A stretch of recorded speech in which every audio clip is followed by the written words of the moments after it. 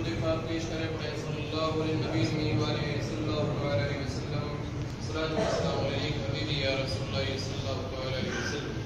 عزیزان محترم، ایک مشکات کی روایت پیش کر رہا ہوں۔ یہ روایت جامع ترمذی کے اندر بھی ہے کہ ان ابی ہریرہ رضی اللہ تعالی عنہ قال قال رسول اللہ صلی اللہ علیہ وسلم السقی قریب من اللہ السقی قریب من اللہ والبخیل بعید من اللہ والجاہل السخی احب الیک من عابد بخیل۔ رواہ ترمذی۔ عزیزان گرامی وقار، ترمذی کی یہ روایت ہے، یعنی حضرت ابو ہریرہ رضی اللہ تعالی عنہ وہ یہ کہتے ہیں پیغمبر اسلام صلی اللہ تعالی علیہ وسلم نے ارشاد فرمایا کہ سخی بندہ اللہ سے قریب ہے۔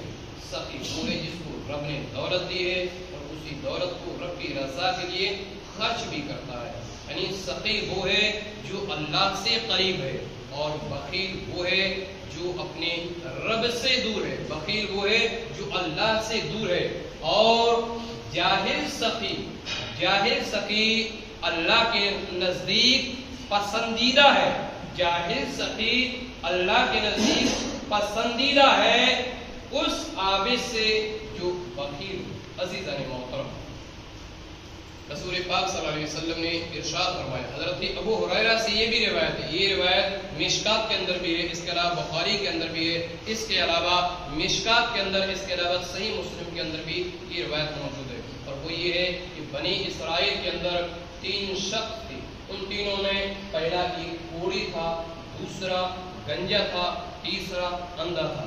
رب تعالیٰ نے ان تینوں کا امتحان لینا چاہا، ان کو آزمانا چاہا۔ عزیزان محترم، اس کے بعد اللہ رب العزت نے اس کے پاس ایک فرشتہ بھیجا، تو وہ فرشتہ سب سے پہلے کوڑی کے پاس حاضر ہوتا ہے اور کوڑی والے سے پوچھتا ہے، اے شخص، فقال ای شیء احب الیک، رواہ ترمذی، یعنی تمہیں کون سی چیز زیادہ پسند ہے، تم کیا چاہتے ہو جو تمہیں سب سے اچھا لگے۔ عزیزان محترم، تو وہ کوڑی یہ کہتا ہے کہ میں تو یہ چاہتا ہوں میرا کوڑ پن دور ہو جائے، میری اچھی جلدیں آ جائیں، لوگ مجھ سے گھن کرتے ہیں، لوگ مجھ سے نفرت کرتے ہیں، لوگ میرے پاس بیٹھنا پسند نہیں کرتے۔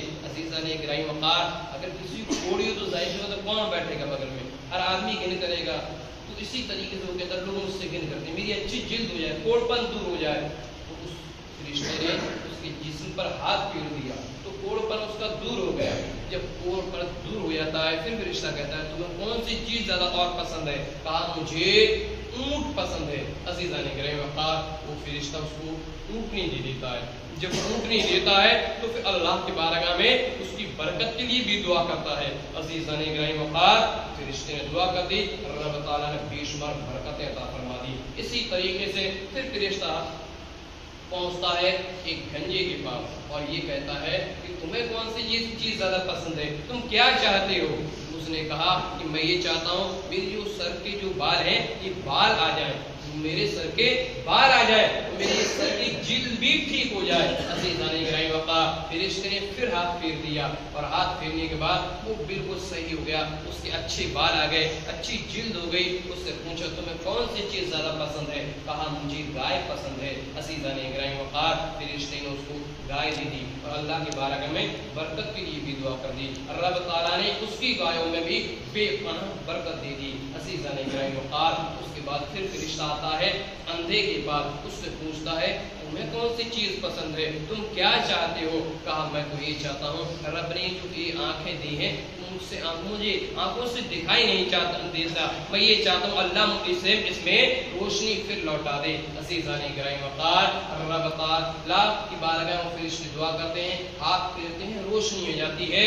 اس کے بعد پھر اندھے سے پوچھتے ہیں کہ تم کیا چاہتے ہو، تمہیں کون سی چیز زیادہ پسند ہے، تو کہا مجھے بکری پسند ہے۔ عزیزان گرامی وقار، فرشتے نے اس کو بکری دے دی اور اس میں دعا کر دی اس کی بھی بے پناہ برکت ہو گئی۔ عزیزان گرامی وقار، اب یہ اپنے وقت کے بہت بڑے مالدار کہنے لگے، اب اپنے وقت کے بہت بڑے سخی کہلانے لگے عزیزان گرامی وقار۔ لیکن رب تعالیٰ نے اب ان کا امتحان لینا چاہا، اللہ نے ان کا امتحان لینا چاہا، اور جب رب امتحان لیتا ہے تو کس طریقے سے لیتا ہے۔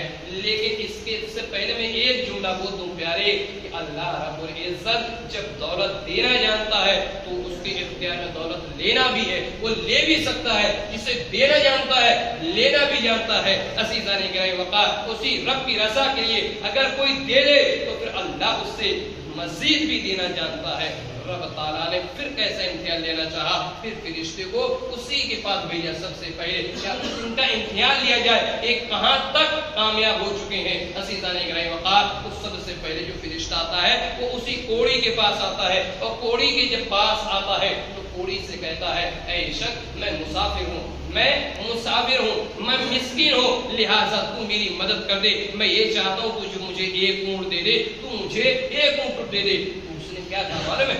میں تمہیں اونٹ کیسے دے سکتا ہوں، میں تمہیں اونٹ کیسے دے سکتا ہوں عزیزان گرامی وقار۔ کہہ رہا ہے میرے گھر کے بھی خرچے بہت زیادہ ہیں، میرے گھر کے خرچے پورے نہیں ہو پاتے، تو مجھ سے اونٹ مانگ رہا ہے۔ کہا دیکھو تمہارے پاس کتنے اونٹ ہیں، ایک دے دو تو کیا کمی؟ ارے بولے نہیں۔ پھر فرشتے نے کہا اے شخص مجھے ایسا لگ رہا ہے شاید میں تجھے پہچانتا ہوں، مجھے ایسا لگ رہا ہے میں تجھے پہچانتا ہوں، پہلے تو بھی غریب، پہلے تو بھی کوڑی تھا، اللہ نے تیرا کوڑ اچھا کیا، پھر رب تعالیٰ نے تجھے اونٹ عطا فرمایا اور اس کے اندر برکت بھی دی۔ ارے بولے میں باپ داداؤں کے زمانے سے مالدار رہا ہوں بھائی، کہہ رہا میں باپ دادا کے زمانے سے مالدار ہوں، میں کبھی غریب رہا ہی نہیں۔ بولے اچھا، بولے اللہ تعالیٰ تو جھوٹ بول رہا ہے، اور اللہ تبارک و تعالیٰ تجھے ویسا ہی کر دے جیسا تو پہلے تھا عزیزان گرامی وقار۔ فرشتے نے دعا کر دی، وہ پہلے اس کی جیسا پھر کوڑی ہو گئی، پھر کوڑی ہو گیا اور وہ دولت بھی اس سے چھین لی گئی، پوری دولت ہلاک ہو گئی۔ پھر آئے کہاں؟ گنجے کے پاس، پہلے یار وہی سوار ہوئے، اس نے بھی یہی کہا کہ ایک گائے دے دو، ارے میں بھی ایسے تھا، پہلے یار اس کے لیے بھی دعا کرو۔ وہ بھی وہیں کے پاس جیسا تھا پہلے گنجا ویسے کا ویسا ہو گیا، دولت کی پوری چلی گئی۔ پھر اندھے کے پاس آئے عزیزان گرامی وقار۔ پھر جب اندھے کے پاس فرشتے آتے ہیں کہ میں ایک مسافر ہوں، میں ایک غریب ہوں، تو میری مدد کر دو اللہ کے لیے، مجھے اس میں سے ایک بکری دے دو۔ تو پھر وہ اندھا بولا اگر آپ ایک بکری لینا چاہتے ہو تو یہ سمجھیے واقعی آپ نے صحیح کہا کہ میں اندھا تھا اور واقعی میں بڑا پریشان تھا، اللہ نے میرے اوپر فضل فرمایا، رب نے مجھے روشنی دے دی میری آنکھوں میں، اب میرے رب کے نام سے تو ایک نہیں۔ بخاری، مسلم، ترمذی تینوں کے اندر یہ روایت ملتی ہے، بولے اللہ کے نام پہ تو جتنی لے جانا چاہے اتنی لے جا، اور جتنی چھوڑنا چاہے اتنی چھوڑ دے، تو جتنی چاہے اتنی لے جا عزیزان گرامی وقار۔ پھر فرشتے نے کہا تم اپنی اس امتحان میں کامیاب ہو، تمہارے دو ساتھی امتحان میں فیل ہو چکے، اللہ تبارک و تعالیٰ تمہارے رزق میں برکت عطا فرمائے۔ عزیزان گرامی وقار، اس سے ہم نے کیا سیکھا؟